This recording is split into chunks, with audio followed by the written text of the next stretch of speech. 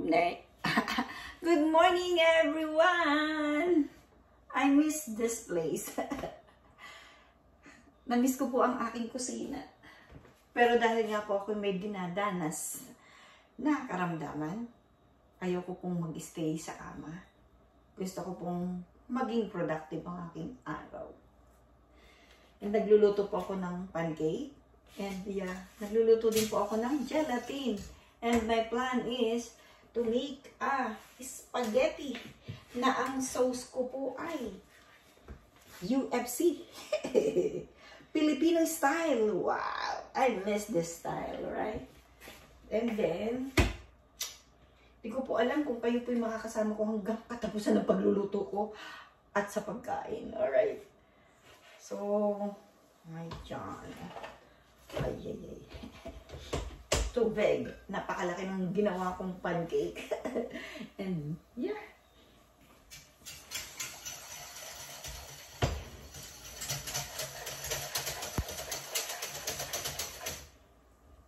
Yan. Dalawa po ang aking inilagay na gelatin package. Siya po ay si Mr. Hot Gulaman from Philippines. Bigay po sa akin ng aking pinsan. At saka po si Jelly Mom. Akin po siyang pinagsama. Akala ko po ay kulay pula. Yung pala po ay lichis flavor. At yun naman pong isa ay buko pandan. Pinagsama ko po. Tingnan natin kung anong lasa niya. Siguro naman po hindi sila mag-aaway diyan kung sila may magkasama. Diba? Ayan, may pancake na ako. Tatlong malalaki at malalapad na pancake. Pero mayroon pa pong isang natira. And akin po siyang lulutuin pa. Okay. Parang napakadami yata nitong butter na to. Konti lang, konti lang. Ibalik.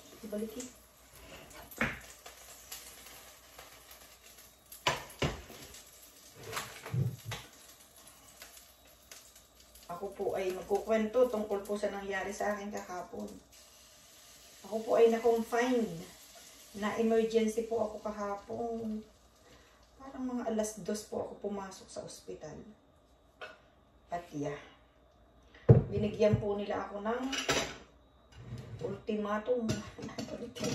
Ultimatum po ang ibinigay sa aking desisyon. Grabe, para po akong kinuha po ako ng dugo, in-x-ray po ang paa ko. Lahat po ng examination ay ibinigay po nila sa akin para po sa malaman kung ano po yung nangyari sa akin kahapon. Namaga po yung aking isang daliri sa paa. Hindi naman po siya kuko. Yung pong daliri, pangalawa sa huli. Yung pong pinky, diba? Yung pangalawa nung kasunod niya. Ano bang tawag doon? Well, yun po nangyari. Namaga po siya na nung sabihin po ng doktor na kung ano ba yung nangyari sa akin, yung pong lahat ng blood work na ginawa sa akin ay normal po ang lahat. At ang hinala po nila ay ako po ay may gout. Ano ba si gout? So, hindi ko po masyadong alam ang gout. Ako po ay medyo nagkakaroon ng anxiety. And hindi ko po matanggap na may ganun po ako. Pero, sabi ko po sa doktor nung sa consultation, sabi ko, ang tatay ko po ay may gout. Ay sabi po niya, oh, kasalanan ng tatay mo, kaya ikaw ay may sakit. Well, I believe na that is hereditary. But, I need to accept that, right? Kahit pa itama ko yung kinakain ko, and alam ko, yung ganong pagkakataon ay nakita ko po kasi yung tatay ko na super. Lagi po siyang iika-ika, lalo po yung aking kakambal. Yung pong kakambal ko, parang high school pa lang kami. Meron na siyang masasakit na tuhod, yung pong kanyang bukong sa paa, namamaga, yung mga ganon. Ako po ngayon pa lang po ako nakakaranas nito. I believe na pagka kumakain ako ng munggo, ay dahil sa gusto kong kumain ng munggo, ako rin po yung nakakaramdam na ganito. Pero, ito po yung worst po sa nangyari sa akin po paa. And kung tatanungin po ninyo ako at ako po yung tinanong ng doktor kung gaano ba kasakit yung nararamdaman ko kahapon, 1 to 10 is 8. 8 po ang sakit. Okay? 8. Super sakit. Para akong ayoko nang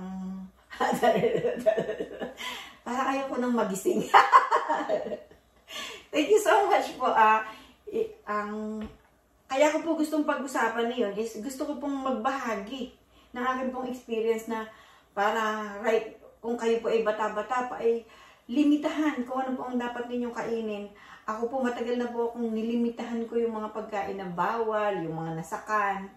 Pero syempre, pag hindi mo kinakain, lagi mong, pag nakita mo, parang gusto mong buksan. Di ba? So, yeah, I'm believing na kung atin pong i-share kung ano po yung nangyari sa atin, makakakuha po ang iba ng value. Ano ba yung value nun? Ano ba yung dapat kong iwasan? O ayoko magkaganon. Kasi pagka po may pain na, kahit di ba sabi nga ang sakit ng kalingkingan ay ramdam ng buong katawan. Tama po siya. Alam niyo po, nung bata pa ako, haba ang aking kwento. Nung bata pa po ako, ayoko pong sumasakit ang ngipin ko. Kaya po yan ay pag sakit ng ngipin ko, takbo na ako sa dentista. Bunot na. Ako po ang gumraduate ng dentistry na ang iisa na lang ang natitirang ngipin. I believe dito po sa side na to, yung pang third molar ang natira sa aking pong ngipin. So, ano po ba kasi nga po ayoko ng pain. O, diba? So, go on, move on, just move on, right? So, see you at the top! See you at the top pa rin kasi iniaano ko pa rin po yun sa sarili ko na kung ano yung gusto ko ay maaabot ko kung magpapatuloy ako. Kasi kung ako po ay titigil sa pagtakbo, kung ano yung mga gusto kong gawin, sino ang gagawa nito para sa akin? Walang iba kundi ako. Okay? Bye everyone! Have a blessed day! Thank you! God bless! Hello sa aking mga anak. I love you! Bye-bye!